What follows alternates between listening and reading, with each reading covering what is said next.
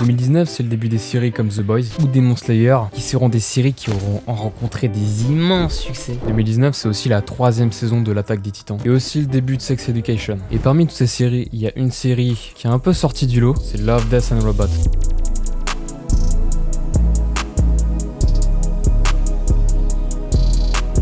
Une série Netflix produite par Jennifer Miller, David Fincher, Joshua Dorian et Tim Miller, avec des épisodes qui peuvent varier de 7 à 18 minutes. Et comme le titre l'indique, ça parle de mort, d'amour et de robots.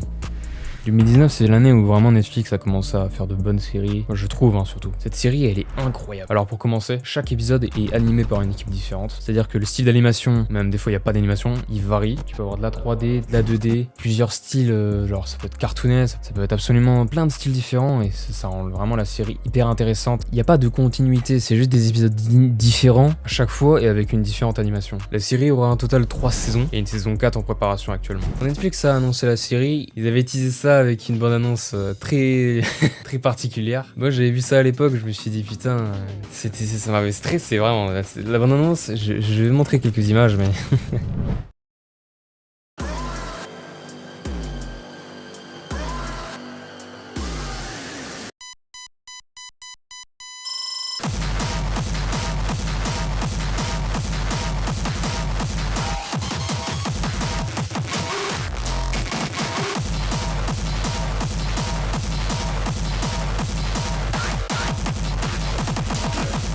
Elle est spéciale, ça montre vraiment comment est la série dans toute sa globalité. Du bon marketing, de la bonne communication qu'ils ont fait par rapport à ça. Au début il y avait 18 épisodes, mais ils ont vite redescendu la cadence avec 8 à 9 épisodes pour les 2 prochaines saisons. Après les thèmes de la série, oui, ça je l'ai dit tout à l'heure, mais c'est un peu horrifique, un peu humoristique. En fait ça touche tous les genres en fait. Tu peux avoir d'une histoire d'amour, beaucoup de violence et un principe philosophique, des robots, de la science-fiction. Il y a un peu de tout quoi. Donc ça peut vraiment, je pense, plaire à tout le monde. C'est pour ça que la série est aussi bien, je trouve. David Fincher, qui est le réalisateur de Fight Club, de Gone Girl, de The Social Network, de Zodiac, de The Game, de Alien 3 et de The Killer sur Netflix récemment. En série, il a fait House of Cards, Mindhunter, des choses comme ça. Ce mec-là, il a juste fait un épisode pour la saison 3, qui est en plus l'un des meilleurs, cet enculé. Il fait un seul épisode et c'est l'un des meilleurs. C'est vraiment le bâtard. J'en parlerai après, mais cet épisode-là, il est incroyable, vraiment. Ça dure vraiment à chaque fois, chaque épisode dure à chaque fois 15 minutes, mais 15 minutes vraiment tu les vois pas passer, vraiment. Incroyable à quel point c'est dynamique en 15 minutes alors que c'est très court comme ça. Il y en a 7 minutes, c'est pas mon délire sur 7 minutes. Tu peux pas raconter grand chose avec 7 minutes, je veux dire. Même avec 18 minutes, tu vois, un quart d'heure tu peux pas raconter grand chose. Le fait que certains épisodes arrivent à raconter toute une histoire en l'espace de 15 minutes, après 18 minutes. Il y en a ils sont à 25 minutes, une demi-heure, certains faut pas déconner. Mais même en 30 minutes, c'est très compliqué de raconter une histoire et de montrer des émotions et toute une histoire en 30 minutes quoi. C'est pas possible. Et certains épisodes y arrivent très bien, genre celui avec David Fincher, où ils sont sur un bateau et il y a un monstre qui prend en otage tout le navire quoi. Et c'est incroyable qu'en 15 minutes, il y a toute une histoire qui se déroule et que tout se passe vraiment de façon très rythmée, comme un film. Sauf que là ça dure 30 minutes, c'est efficace quoi. Même à 30 minutes en vrai tu peux résumer des trucs hyper rapidement mais hyper bien. Pour lister quelques épisodes de la saison 1 pour commencer, on pourrait parler du 7ème qui s'intitule Un vieux démon, où c'est une équipe de mercenaires qui visite un site d'archéologie et il y a un putain de démon assoiffé de sang qui se met à les pourchasser et ils sont accompagnés d'un chat et ça c'est génial putain. Et ça montre bien la couleur avec le mec qui se fait carrément découper en deux au début de l'épisode. Ça te montre vraiment les capacités, le fait qu'il n'y a aucune limite dans cette putain de série. Il te montre vraiment en détail chaque naissance avec des personnages bien clichés, bien américains, bien vulgaires là, qui sont vraiment avec leurs gros gadgets qui essaient de niquer le démon tout au long de l'épisode. À chaque fois ça se passe très mal, à chaque fois vraiment. Tout le long de l'épisode c'est que des massacres, ils se font déchiqueter et ça se finit toujours de manière très dégueulasse. Il y a aussi le 3ème épisode qui s'appelle L'âge de glace. C'est un épisode pas très violent, c'est les seuls personnages qui seront pas faits en animation, enfin en tout cas pour certaines scènes. En gros ces deux personnages, ils emménagent dans leur nouvel appart et d'un coup ils ont une putain de civilisation dans leur congélateur. Une civilisation entière qui évolue par milliers d'années au fur et à mesure, en accéléré. Il y a vraiment genre toute leur évolution de l'âge des pierres à une époque futuriste. Et les personnages n'en ont rien à foutre. Genre ils voient qu'il y a une civilisation dans leur putain de congélo et après ils vont se coucher dans l'épisode. Je me rappelle, carrément ils vont se coucher et parce qu'il s'est passé un truc, je vais pas le dire. Ils s'en s'en battent les couilles, vraiment. Il y a aussi un épisode très connu, c'est le 16e, qui s'appelle Le Témoin. Et c'est l'un des plus connus, je crois. En gros, une femme aperçoit par sa fenêtre du bâtiment d'en face un gars qui semble essoufflé et qui est plein de sang dans la pièce. Donc à partir de là, c'est un meurtre, oui, on peut comprendre. Et le mec, il la voit, il sait que la meuf l'a vu. Donc ils se voient tous les deux. Et du coup, la meuf s'enfuit et le mec, il commence à la poursuivre. Tout le long de l'épisode, on voit, ça se passe dans une ville avec un design tout punk, dans le futuriste. Ça montre, en fait, tout l'épisode, c'est tout axé sur le décor, en fait. La course-poursuite, elle montre vraiment tout le décor, tout l'univers de l'épisode. Et c'est ça aussi, c'est pour ça que j'aime bien. Parce qu'on voit vraiment tout le décor et tous les efforts mis. Et c'est toute la série, c'est ça, en fait. Tous les décors sont... La plupart du temps, les épisodes montrent des décors magnifiques à chaque fois. Les animateurs montrent tout ce qu'ils peuvent faire avec leur travail. Ils le mettent dans le décor. Absolument tout ce qu'ils peuvent faire, ils le mettent dans le décor. Moi, je peux pas mettre trop d'images de l'épisode parce que il y a des nibards, quoi. Il y a quelques nibards à certains moments et c'est un peu compliqué, quoi. Si le début de l'épisode, il va être vraiment important pour la fin parce que ça va avoir un sacré rapport. C'est vraiment une mise en scène vraiment excellente. Faut vraiment voir ça, hein. C'est un délire. Bon, la saison 2. Les épisodes que j'ai vraiment bien aimé de la saison 2, c'est, on va dire, l'épisode 4 et le 5. L'épisode 4, c'est Snow et le désert. Ça se passe un peu dans un monde un peu genre, un peu Tatooine Star Wars, tu vois. Et Snow, il est mis à prix. Et les chasseurs de primes, ils savent qu'il est là. Donc il se cache, il va faire une rencontre avec une meuf, qui est aussi une actrice française, mais bon. Snow, c'est pas un humain, c'est un robot, comme le titre. Et dans cet épisode, c'est génial parce que en fait, il y a des robots, de l'amour et de la mort. Et ça, c'est génial, putain, parce que c'est le seul épisode qui traite des 3 sujets en même temps. L'univers est aussi magnifique. En fait, tout rallié, genre l'amour, la mort et les robots. Et l'univers, en fait. En fait, tout est résumé, en fait, je sais pas quoi dire. Tout est bien. La relation entre la meuf qu'il rencontre, qui lui sauve les miches, et lui est vraiment bien développé, surtout à la fin quand on apprend quelque chose. Et c'est vraiment pas mal aussi, comme autre épisode. Et l'épisode 6 de la saison 2, il dure 7 minutes, mais tout est efficace, hein. En gros, c'est la veille de Noël. Il y a 2 gosses qui, ils ont envie de voir leur cadeau plus tôt que prévu. Et ils sont très pressés, les gamins. Ils marchent sur la pointe des pieds, ils veulent pas se faire remarquer par les darons. Et en fait, ils voient le Père Noël, putain. C'est le Père Noël qui sort de la cheminée. Et en fait, c'est pas le Père Noël.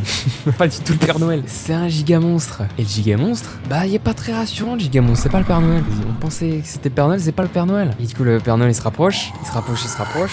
Et en fait, il a les cadeaux, mais il les crache à la gueule. Il leur donne les cadeaux comme ça. Parce qu'ils ont été sages. Le garçon, il a son air, enfin, je sais plus ce qu'il a comme cadeau. La fille, elle a son cadeau aussi. Tranquille. Ils ont été sages toute l'année. Le design du monstre, il est vraiment stylé, putain.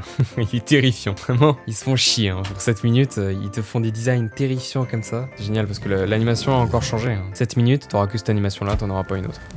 Génial. La saison 3, qui est pour moi la meilleure, hein. La saison 2 à côté, c'est rien. On a celui de David Fincher que je parlais tout à l'heure. Le seul épisode qu'il a fait, lui, ça se passe dans un bateau avec plusieurs voyageurs. Un énorme crabe monte sur le bateau. Il bute chaque passager, un par un. Puis à la fin, il se cache dans la coque. Je crois que c'est ça la coque, ouais. Et du coup, ça laisse le temps aux autres de préparer un plan pour essayer de le buter. Et en fait, tout le monde s'en bat les couilles. En fait, il menace le capitaine d'y aller soi-même, comme des enculés. Du coup, il y va. Et il rencontre le monstre. Et le monstre, il parle avec lui grâce à un cadavre d'un de ses potes. Ils se mettent d'accord. Le capitaine, il lui envoie de la bouffe. C'est-à-dire, faut regarder l'épisode, mais il va lui envoyer de la bouffe, n'importe laquelle. Et en échange, il rentre en un seul morceau. Et tout l'épisode va y avoir des rebondissements, des trahisons, beaucoup de choses vont se passer. Comme dans un film de David Fincher, il y aura beaucoup de révélations. Tous ces films, c'est ça en fait. Ça, c'est un de mes rêves préférés. Il fait que ça. Et ça se ressent bien dans cet épisode-là. Il fait que des scénarios de fou, avec plein d'idées, plein de choses intéressantes. Ça se voit dans tout l'épisode. Putain, qu'est-ce que c'est bien. Le rythme, avec le capitaine qu'on suit tout le long de l'épisode. Et la grosse créature aussi. Et tous les designs des monstres sont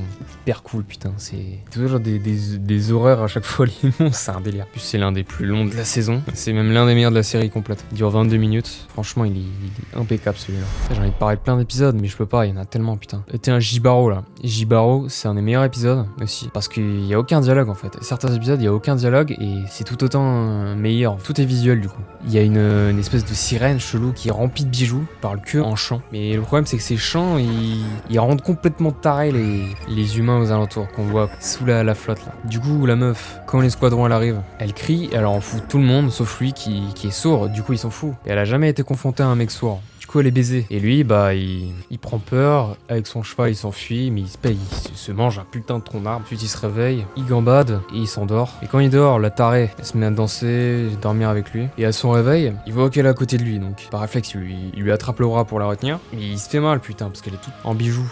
Du coup, il se rend compte, il la pourchasse, il réussit à la rattraper, ils font des danses un peu chelou, très esthétique cet épisode. Vraiment, c'est un bordel. L'animation de cet épisode est très différente des anciennes que j'ai montrées. C'est une animation très réaliste en fait. Très réaliste avec les décors, la forêt, l'eau, qui est très bien faite. L'animation de l'eau, elle est vraiment, on dirait de la vraie eau, quoi.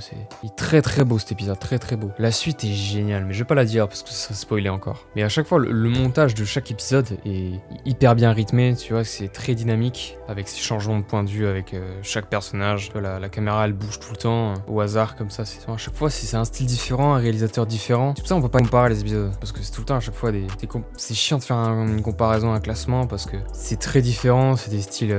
Faut toujours rallier au thème, genre l'amour, la mort et les robots. Classé par rapport à ça, je pense. Et par rapport à ce que ça veut dire et par rapport à l'animation, je pense. Pas au reste. Parce que sinon, ce serait pas juste, vraiment. Pas l'animation, parce que là, par exemple, c'est hyper réaliste, on peut dire que c'est la meilleure animation, mais faut rallier animation et l'histoire qui va avec. Faut voir lequel colle le mieux avec l'histoire et ce que ça va représenter. Je pourrais pas arrêter quoi. Eux aussi, à chaque fois, chaque saison, la seule narration qu'il y a à chaque épisode, c'est les 3 robots qui se passent dans un futur, les humains disparus.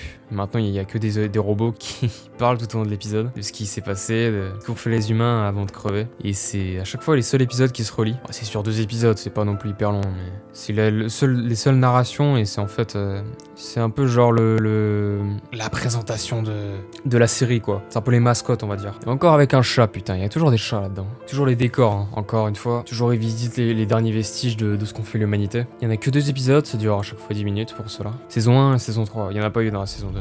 Ah plein encore des épisodes, ça ferait une vidéo de 40 minutes encore, ce serait chiant. Donc voilà pour Love, Death, Robot, une série très sous-cotée vraiment. On n'entend pas beaucoup assez de parler de cette série alors que franchement c'est l'une des meilleures séries de Netflix. C'est une des meilleures, je vois pas en quoi ça peut, en termes d'originalité, ça fait penser à ce même genre de série qui n'a pas de narration, qui a toujours des épisodes différents. L'exemple le plus connu on peut dire c'est Black Mirror. C'est plutôt pareil en vrai, scientifique que de catégorie dramatique et aussi Out Studio. C'est pas très connu mais c'est toujours un gros budget avec chaque fois des épisodes qui se ressemblent pas, avec des mondes post-apocalyptiques et des scénarios catastrophes toujours. Mais vraiment excellent, vraiment c'est très sous-coté, c'est Out Studio, c'est beaucoup moins connu que Black Mirror et Love, Death and Robot mais c'est une dinguerie certains épisodes de Out Studio. C'est 10 épisodes, il y en a qui sont pas ouf franchement, mais il y en a certains qui sont incroyables, ils méritent vraiment plus de vues sur certains épisodes parce que vraiment c'est incroyable. Donc voilà pour Love, Death Robot, maintenant la saison 4 et j'en parlerai sûrement aussi à la saison 4, franchement ça vaudra le coup je pense. Surtout l'épisode sur Hitler, le meilleur épisode de la série. Regardez l'épisode sur Hitler, c'est un truc de... Busy like tilted. I'm in a retail, make a bitch moisty, salty bitch when I give me a guilt trip. Boy, really tryna act tough, you're a flyweight, no DJ. Bitch really asked for a pen, I don't got pens, but I want me a BJ. She a good side piece, that GSP, looking like Nina from Tekken. She a pretty sweet girl, no PSG, man, I make a bitch bend like Beckham.